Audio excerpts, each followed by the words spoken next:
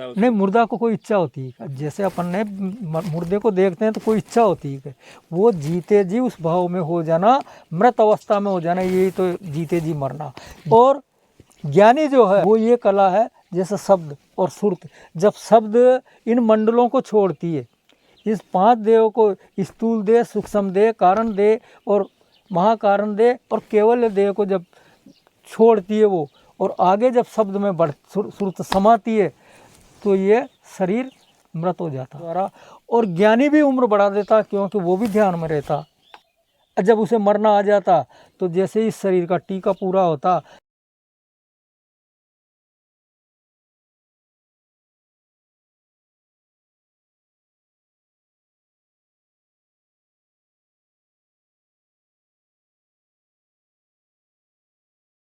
कोटि वज्र को घाव, धर्मदास हंसन तिलक, इको तरी ले जान। प्रणाम।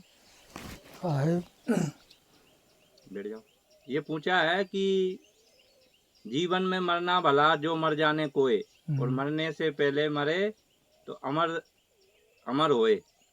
यानी वो मरने की हर साधक को उस क्रिया से गुजरना होता है, और संतों का मार्ग भी लगभग वही है कि जीते जागते मुक्त हो जाना ही परम ध्येय को प्राप्त हो जाना है।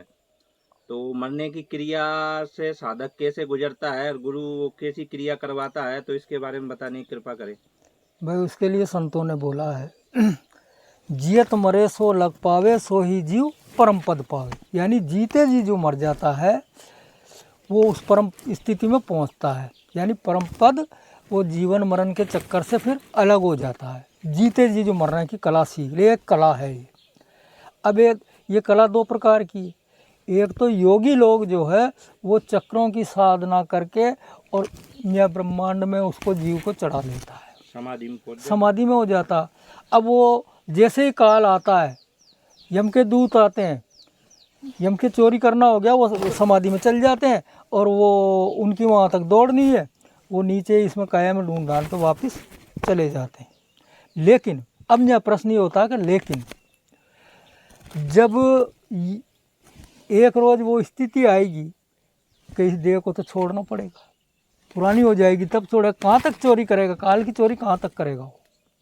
जब देह को छोड़ेगा और इस देह को जलाया जाएगा या ज़मीन में गाड़ी जाएगा, तो ये जो ब्रह्मांड बना है ये तो फूटना, और जब फूटेगा तो तुरंत वो काल आन दबोचेगा, फिर कहाँ जाएगा।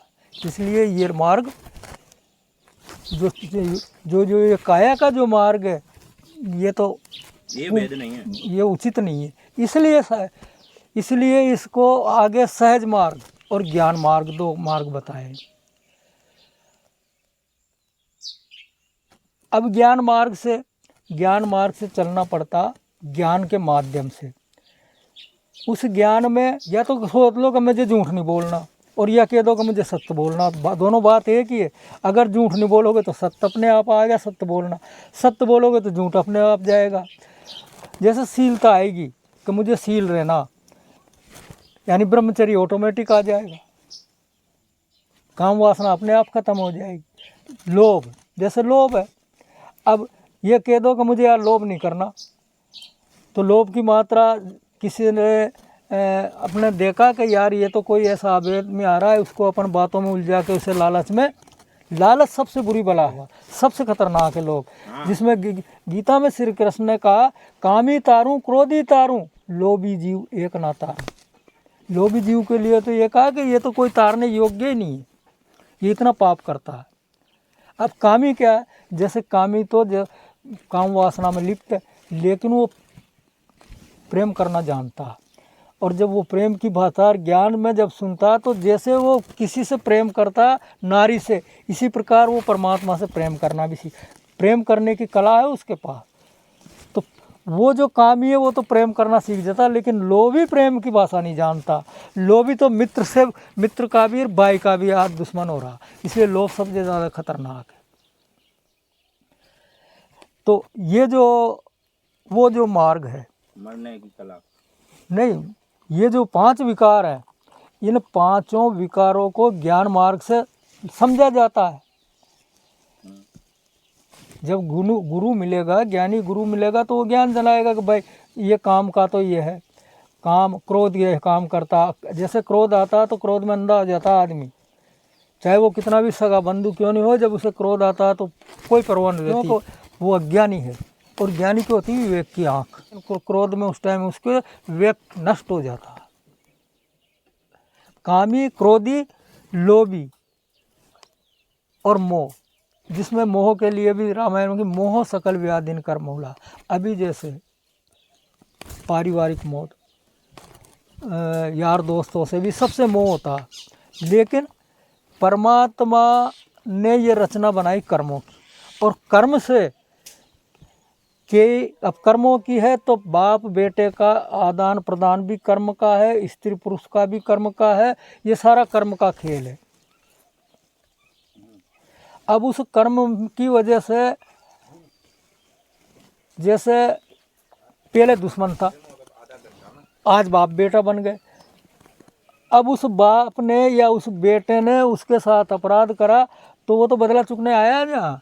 और अपन नहीं सोचते हैं अरे यार ये बाप बेटा क्यों लड़ रहे हैं, अरे वो तो दुश्मनी ले पाए हो ना, बदला ले पाए हो। वो तो क्योंकि ज्ञानी आदमी समझ जाता, ज्ञानी नहीं समझता। वो और एक वो पुत्र आता है जो उस बाप ने उसको कर्ज दे रखा है या उसको सदमार्ग दिखाया, वो जो आएगा तो वो पुत्र बाप की खूब सेवा करेगा। इसी प्रकार से ये रचना तो है कर्मों की। अब मार्ग, ज्ञान मार्ग और सहज मार्ग और योग मार्ग, ये तीन मार्ग हुए। तो वो योगी वाला तो बता ही दिया, तो वो यहाँ उलझेगा।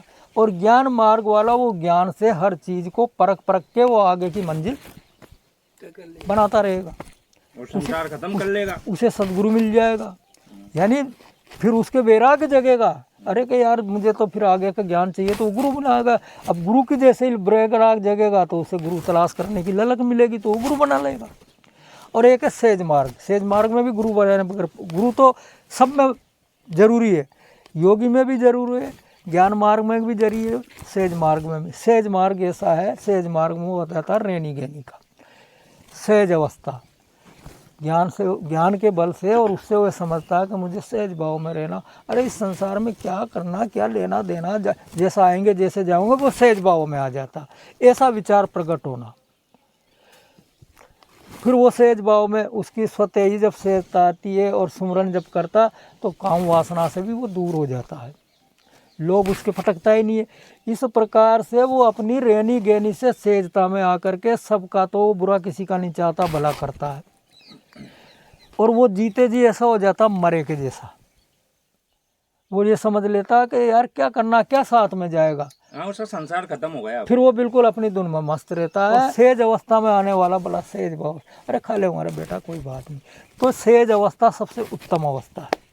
और वो जीते जी मरे के समान हो जाना, कोई लालच नहीं, कोई काम नहीं, कोई क्रोध नहीं, कोई मोह नहीं, ये सबसे मार्ग है, सरल मार्ग है।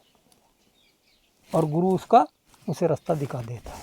उसका संसार खत्म हो गया, उसका संसार खत्म। ये तो जीते जी मरना है, उसे कोई चाह नहीं, चिंता नहीं, मनवा बेपरवाह, जिसको कुछ नहीं चाहिए सो ही सहनसा। वो तो सहनसा हो गया, वो सहनसा है जिसे कुछ नहीं चाहिए, ना दया गरीबी बंदगी सब। और उसने ये जान लिया कि एक परमात्मा के अलावा दूसरा कोई नहीं, उसकी सीधी परमात्मा से डोर लग जाती है।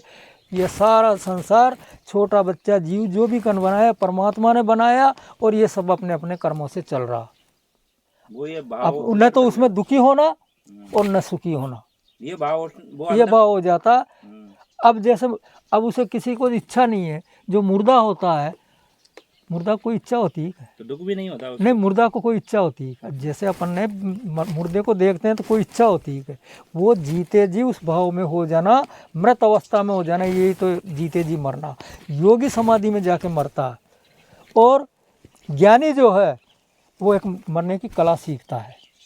वो क्या है?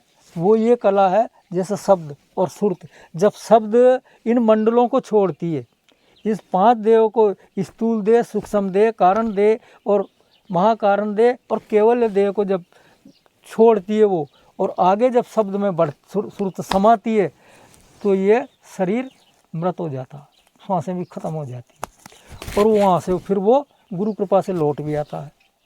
जब तक उसकी ये सांसें, जैसे 21,600 सांसें हर इंसान की प्रतिदिन साधारण चलती है। योगी उस पर कम कर लेते हैं तो उम्र बढ़ा देते हैं प्राणायाम के द्वारा, योग के द्वारा। और ज्ञानी भी उम्र बढ़ा देता, क्योंकि वो भी ध्यान में रहता, ज्ञानी में रहता। उम्र भी बढ़ जाती है और मरने की कला भी सीख जाता। जब तक ज्ञानी कब तक उम्र बढ़ाता, जब तक वो मरने की कला नहीं सीख जाए। जब उसे मरना आ जाता तो जैसे ही शरीर का टीका पूरा होता, फिर वो अपने आप सहज भाव से मर जाता। उसे जब शरीर छोड़ता, वो ये जानता कि ये मेरा शरीर नहीं है, ये काया मैं नहीं हूँ, न मैं मन हूँ, न मैं इंद्रिय हूँ, मैं कुछ नहीं, मैं एक चेतन हूँ, आत्मा हूँ। और आत्मा परमात्मा में विलीन होती है। आत्मा ऑटोमेटिक जैसे लोहा और चुंबक की सीमा में जाते हैं, उस चुंबक में चली जाती है, तो ये आत्मा ऑटोमेटिक परमात्मा में समा जाती है। क्योंकि उसका लक्ष्य शब्द सुरत का जो अभ्यास करा, तो ये सुरत ने उस शब्द को जान लिया, और शब्द स्वरूप ही परमात्मा है। परमात्मा कोई देहधारी नहीं है। ये 5 देह की काया तो अपनी बनी है, और ये 5 देह की काया नाशवान है।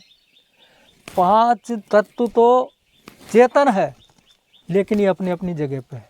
जल भी चेतन है, पृथ्वी भी चेतन है, अग्नि भी चेतन है, और वायु भी चेतन है, और आकाश तो ही दिख रहा आपने। लेकिन ये 5 तत्व की जो शरीर की रचना हुई है, इससे संबंध जब जीते जी उसने तोड़ लिया, वो मरने की कला सीख ली। ये ही मरने की कला है। जियत मरे सो लग पावे, सो ही जीव परम पद पावे, साहेब बंदगी सत्य।